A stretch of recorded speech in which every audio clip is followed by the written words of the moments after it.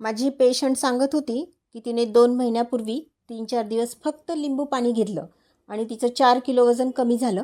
पण तिला खूप थकवा यायला लागला, त्याच्यामुळे तिने ते सोडून दिलं आणि आता परत तिचं 2 महिन्याच्या आत 5-6 किलो वजन वाढलं. मित्रांनो, तुम्ही पण वजन कमी करत असाल तर हा व्हिडिओ खास तुमच्यासाठी आहे. याचं कारण काय? तर वजन कमी करताना आपल्या शरीराला आवश्यक proteins, carbohydrate, fats, vitamins, minerals हे मिळतात की नाही याकडे लक्ष देणं अतिशय गरजेचं असतं.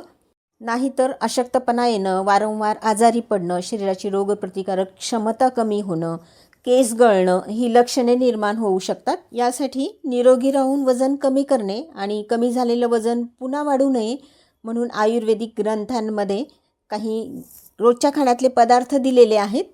मागच्या व्हिडिओमध्ये आपण भाकरी खाल्ल्यानं वजन कसं कमी होतं, त्यामध्ये काय काय मिसळायचं किंवा भाकरी कशी करायची हे सांगितलेलं आहे. तुम्ही जर तो व्हिडिओ पाहिला नसेल तर त्याची लिंक मी डिस्क्रिप्शनमध्ये दिलेली आहे. तो व्हिडिओ नक्की पहा.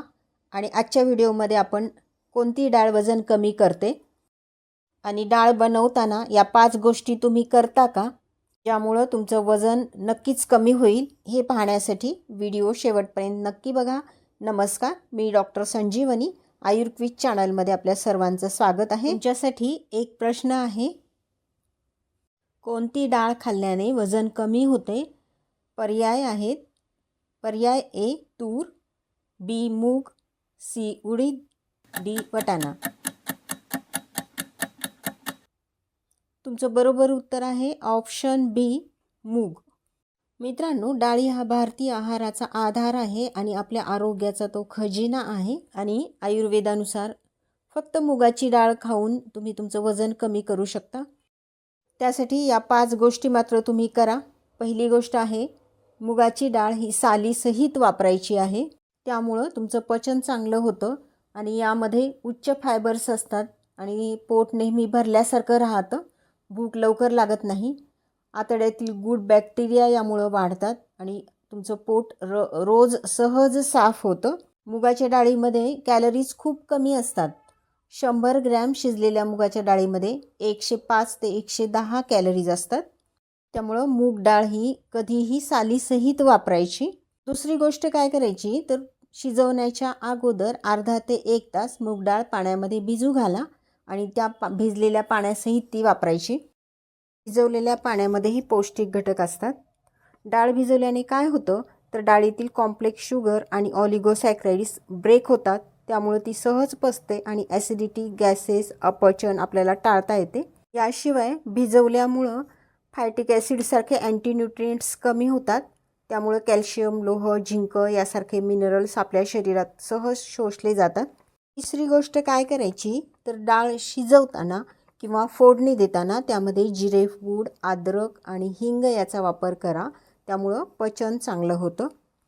आणि आयुर्वेदानुसार वजन कमी करण्यासाठी तुमचं पचन चांगलं होणं अतिशय महत्त्वाचं आहे. पुढची महत्त्वाची गोष्ट काय आहे, तर डाळीमध्ये गाईचं 1 चमचा पातळ तूप टाकून घ्या. त्यामुळं व्हिटॅमिन ए, डी, ई, के चांगले शोषले जातात. तर शेवटची आणि अतिशय महत्त्वाची गोष्ट आहे बघा, डाळीसोबत एकतर तुम्ही भाकरी खा किंवा ब्राऊन राईस खा, म्हणजे तुमचं वजन लवकर कमी होतं.